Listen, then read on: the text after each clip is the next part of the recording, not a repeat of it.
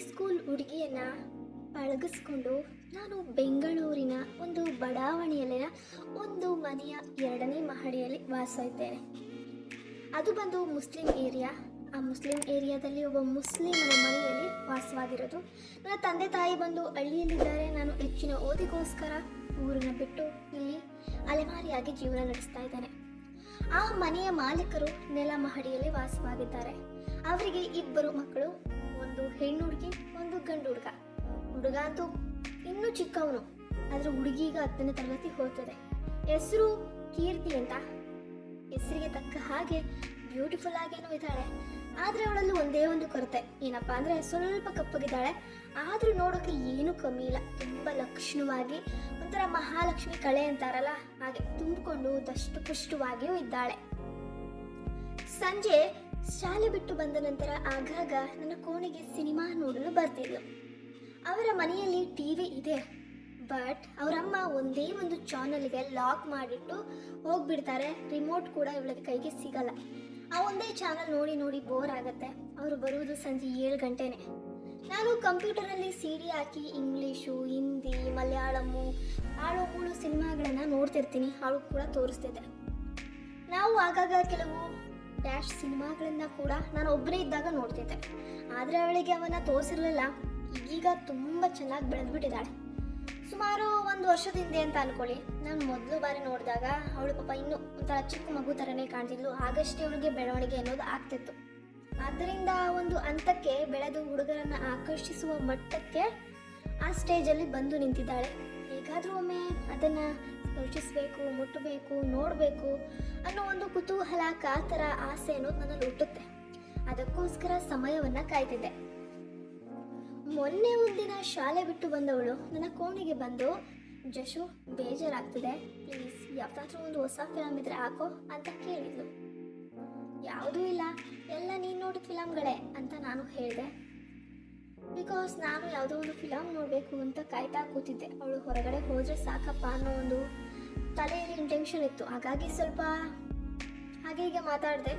ಅವಳು ಮಾತ್ರ ಬಿಡಲೇ ಇಲ್ಲ. ಅವತ್ತು ನಾನೊಂದು ಡ್ಯಾಶ್ ನಾನು ನೋಡೋಕ್ಕೆ CD ತಂದು ಟೇಬಲ್ ಮೇಲೆ ಇರಿಸಿದ್ದೆ. ಅವಳು ಇರೋದನ್ನೇ ಮರೆತು ನಾನು ಅದನ್ನು ಎದ್ದು ಇಟ್ಟೇ ಇರಲಿಲ್ಲ. ಅದು ಅವಳು ಕಣ್ಣಿಗೆ ಬಿದ್ದೇ ಬಿಡ್ತು. ಇಲ್ಲಿ ಯಾವುದೋ CD ಇದೆಯಲ್ಲೋ ಅಂತ ಅಂದವಳೆ ಅದನ್ನು ಕಂಪ್ಯೂಟರ್ಗೆ ತಂದು ತೋರಿಸೇ ಬಿಟ್ಲು. ನಾನು ಗಾಬರಿಯಿಂದ ಅದನ್ನೆಲ್ಲ ಹಾಕ್ಬೇಡ ಕಣೆ, ಅದು ಬೇರೆ ಫಿಲಮು, ಅದು ನೀನು ನೋಡಬಾರ್ದು, ಪ್ಲೀಸ್ ತೆಗಿಯೋದನ್ನ ಅಂತ ಹೇಳ್ತಾ ಇದ್ದಂಗೆ, ಬೇರೆ ಫಿಲಮ್ ಅಂದರೆ ಏನು ಫಿಲಮ, ನಾನು ನೋಡದೇ ಇರೋಂಥ ಫಿಲಮಾ ಅಂತ ಕೇಳಿದ್ಲು. ನನಗೆ ಅವಾಗ ಏನು ಹೇಳಬೇಕು ಅಂತ ಗೊತ್ತಾಗ್ಲಿಲ್ಲ. ಅವಳಿಗೆ ಈಗ ಸ್ಟ್ರೈಟಾಗಿ ಹೇಳಿದ್ರೆ ಸರಿ, ಸುಮ್ಮನೆ ಅದನ್ನ ನೋಡಿ ಮುಜುಗರ ಒಳಗಾಗೋದ್ ಬದಲು ಇರೋದನ್ನ ಇದ್ದ ಹಾಗೆ ಹೇಳ್ಬಿಡೋಣ ಅಂತ ಹೇಳ್ಬಿಟ್ಟು ಅದು ಡ್ಯಾಶ್ ಫಿಲಮ್ ಅಂತ ಹೇಳೇಬಿಟ್ಟೆ. ಅದಕ್ಕೆ ಓಹೋ, ಅದು ಕೆಂಪುದಾಗಲಿ ಕಪ್ಪುದಾಗಲಿ ಪರವಾಗಿಲ್ಲ, ನಾನು ನೋಡಿದರೆ ಏನೂ ಆಗಲ್ಲ, ಅದು ಹೇಗಿರುತ್ತೆ ಅಂತ ನಾನು ನೋಡ್ತೀನಿ ಅಂತ CD-ಯನ್ನು ಆನ್ ಮಾಡೇ ಬಿಟ್ಲು. ಕೊನೆಗೂ ಮುಂದುವರೆದ್ಲು. ನನಗಂತೂ ಓದೋ ಜೀವ ಬಾಯಿಗೆ ಬಂದ ಹಾಗಾಗಿತ್ತು. ಅಷ್ಟರಲ್ಲಿ CD ಕೂಡ ಪ್ಲೇ ಆಗಿಯೇ ಹೋಯಿತು. ಅವಳು ಕಂಪ್ಯೂಟರ್ ಎದುರಿನ ಕುರ್ಚಿಯಲ್ಲಿ ಆರಾಮವಾಗಿ ಕುಳಿತಳು, ಏನೋ ಆಪ್ರೇಟ್ ಮಾಡೋ ಥರ. ಅದನ್ನು ಆಸೆಯಿಂದ ನೋಡತೊಡಗಿದ್ಲು. ಅವಳ ಕಣ್ಣು ಪೂರ್ತಿ ನೆಟ್ಟಗೆ ನನ್ನ ಕಂಪ್ಯೂಟರ್ ಮೇಲೆ ನೆಟ್ಟಿತ್ತು. ನಾನು ಅವಳ ಹಿಂದೆ ನಿಂತಿದ್ದೆ. ಪರದೆ ಮೇಲಿನ ದೃಶ್ಯಗಳು ನನ್ನನ್ನು ಕೆಣಕತೊಡಗಿದ್ವು. ನಾನು ಲುಂಗಿ ಹುಟ್ಕೊಂಡಿದ್ದೆ. ನಿಧಾನಕ್ಕೆ ಹೋಗಿ ಬಾಗಿಲನ್ನು ಭದ್ರಪಡಿಸಿ ಬಂದೆ. ಅದನ್ನು ಅವಳು ಗಮನಿಸಿದ್ರು. ಏನೂ ಹೇಳದೆ ತನ್ನ ಪಾಡಿಗೆ ತಾನು ತನ್ನ ಲೋಕದಲ್ಲಿ ಸಿನಿಮಾವನ್ನು ವೀಕ್ಷಿಸ್ತಾ ತಲೆಯಿನಳಾಗಿ ಕೂತಿದ್ಲು.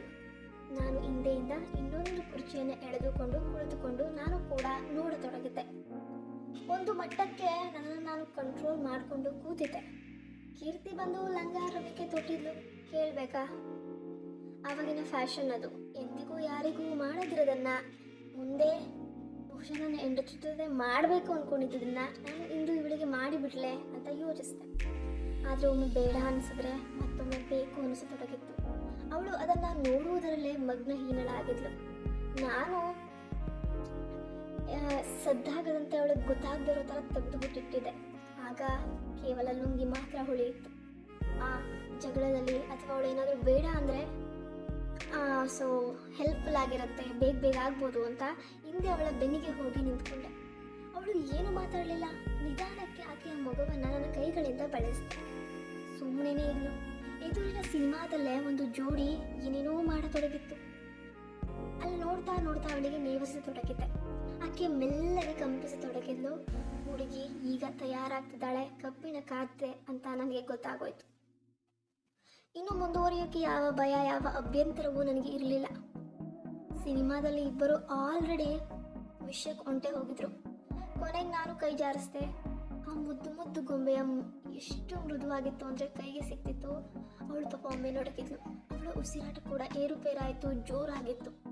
ಕೊನೆಗೆ ಅವಳು ನನಗೆ ಸಹಕರಿಸತೊಡಗಿದ್ಲು. ಅವಳನ್ನು ಎಬ್ಬಿಸಿ ನಿಲ್ಲಿಸಿದೆ. ನನ್ನೆಡೆಗೆ ತಿರುಗಿಸಿ ಅನಾವರಣಗೊಂಡ್ಳು. ಅಪ್ಪ, ಅದೆಂತಹ ಸ್ವರ್ಗ! ಅವು ಇದೀಗ ಬೆಳೆಯುತ್ತಿದ್ದ ಎಳೆ ಸೌತೆಕಾಯಿಯಂತೆ ಆಕರ್ಷಕವಾಗಿದ್ವು. ಅವಳು ಏನೂ ಹೇಳಿಲ್ಲ. ಆಗಾಗ ಕಂಪ್ಯೂಟರ್ನಲ್ಲಿ ಬರುತ್ತಿದ್ದ ಸಿನಿಮಾವನ್ನೇ ನೋಡ್ತಾ ಕೂತಿದ್ಲು. ಅದರಲ್ಲಿ ಹುಡುಗಿಯು ಹುಡುಗನದನ್ನ ಅಥವಾ ಹುಡುಗ ಹುಡುಗಿಯದನ್ನ ಏನೇನೋ ಮಾಡ್ತಿದ್ರು. ಆ ನನ್ನ ಪುಟ್ಟ ಪೋರ ನನಗಿಂತ ಮೊದಲೇ ಕರೆಸ್ತಿದ್ದ. ನಂತರ ಅಲ್ಲಿ ಇದ್ದ ಮಂಚದ ಮೇಲೆ ಆಕೆಯನ್ನ ಮಲಗಿಸಿದೆ. ನಾನು ಮಾಡ್ತೀನಿ ಅಂತ ತಿಳಿದಾಗ ಅವಳು, ಹಾಗಿದ್ರೆ ಮಾಡ್ತೀಯಾ ಅಂತ ಕೇಳಿದ್ಲು. ನಾನು ನಿಮ್ಮ ಪರ್ಮಿಷನ್ ಕೊಟ್ರೆ, ಇಲ್ಲಿ ತನಕ ಯಾರಿಂದಲೂ ಮಾಡಿಸ್ಕೊಂಡಿಲ್ವಾ ಅಂತ ನಾನು ಕೇಳಿದೆ. ನನ್ನ ಕ್ಲಾಸ್ಮೇಟ್ ಒಬ್ಬ ಇದ್ದ. ಅವನು ಪಾಪ ನನ್ನ ಕ್ಲಾಸೇ ಒಂದ್ಸಲ ಟ್ರೈನ್ ಮಾಡಿದ್ದ. ಆದರೆ ಅವನಿಗೆ ಹಾಕಕ್ಕೆ ಬರಲಿಲ್ವೋ ಅಥವಾ ಹಾಕಕ್ಕಾಗ್ಲಿಲ್ವೋ ಗೊತ್ತಿಲ್ಲ. ಅವಳಿಂದ ಒಂದು ಬ್ರಹ್ಮಾಂಡದ ಸತ್ಯವೊಂದನ್ನು ತಿಳ್ಕೊಂಡೆ. ನನಗೆ ಇನ್ನೂ ಆಸೆ ಉಂಟಾಯಿತು. ಇದು ಮೊದಲನೇ ಸಲ ಅಲ್ವಾ, ಅವಳಿಗೇನು ಕಷ್ಟ ಆಗಲ್ಲ ಅಂತ ಅವಳ ಕಾಲನ್ನು ಪಕ್ಕಕ್ಕೆ ಸರಿದು ಅಗಲಿಸಿ ಆಕೆಯ ನಡುವೆ ಮಲಗಿದೆ.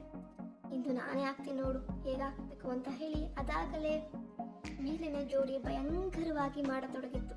ಹುಡುಗ ಎತ್ತಿ ಬಾರಿಸಿದ, ಹುಡುಗಿ ಚೀರ್ತಿದ್ಲು, ಕಣ್ಣಲ್ಲಿ ನೀರು ಹೋಗ್ತಿತ್ತು.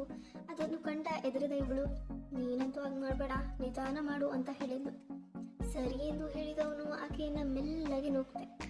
ಅವಳಿನ್ನು ಕುಮಾರಿ ಆದ್ದರಿಂದ, ಅಂದರೆ 16 ವರ್ಷ, ಇನ್ನೂ ಅರಿದಿರಲಿಲ್ಲ. ಅವಳಿಗೂ ಪಾಪ ನೋವಾಗತೊಡಗಿತ್ತು ಅನ್ಸುತ್ತೆ. ಮುಖ ಹಿಂಡತೊಡಗಿದ್ಲು.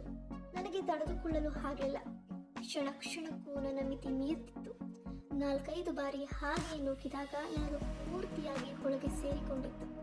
ನನ್ನ ಹೊಡೆತಗಳು ಬಿರುಸು ಜಾಸ್ತಿ ಆಗ್ತದ ಹಾಗೆ ಅವಳಿಗೂ ಕೂಡ ನೋವಾಗೋಕ್ಕೆ ತುಂಬ ಆಯಿತು. ಕಣ್ಣೀರಂತೂ ದಡ ಅಂತ ಸುರಿತಾನೆ ಇತ್ತು. ಆದರೂ ಕೂಡ ಅವಳು ಬಿಡುವ ಹಾಗಿರಲಿಲ್ಲ. ಬಿಗಿಯಾಗಿ ಹಿಡಿದಿದ್ಲು. ಕೊನೆಗೆ ನನಗೆ ಬರುವ ಸಮಯವಾಯಿತು. ನಾನು ಒಳಗೆ ಬಿಡಲ ಅಂದಾಗ ಅವಳೊಳಗೆ ಬಿಡಬೇಡ ಅಂತ ಅಂದ್ಲು. ಇದೆಲ್ಲ ಹೇಗೆ ಗೊತ್ತು ಈ ಹುಡುಗಿಗೆ? ಸ್ವಲ್ಪ ಸಮಯ ಇಬ್ಬರು ನಂತರ ರೆಸ್ಟ್ ಮಾಡಿದ್ವಿ. ಆಕೆ ಹೋಗಿ ತೊಳೆದುಕೊಂಡು ಬಂದ್ಲು. ನಂತರ ಮತ್ತೊಂದು ಶೋ ಶುರು ಮಾಡಿದ್ವಿ. ಈಗ ಪ್ರತಿನಿತ್ಯ ಇದು ಬೇಕೇ ಬೇಕು ಅನ್ನೋ ಥರ ಆಗಿದೆ. ನಮ್ಮ ಆಟ ಪ್ರತಿದಿನ ನಡೀತಾ ಇರತ್ತೆ. ಅಪ್ಪ ಅಮ್ಮ ಅವ್ರ ಪಾಡಿಗೆ ಅವರು ಕೆಲಸಕ್ಕೆ ಹೋಗಿರ್ತಾರೆ. ಧನ್ಯವಾದ. ಶುಭವಾಗಲಿ. ನಮ್ಮ ಚಾನಲ್ಗೆ ಸಬ್ಸ್ಕ್ರೈಬ್ ಆಗಿ ಸಪೋರ್ಟ್ ಮಾಡಿ ಸ್ನೇಹಿತರೆ.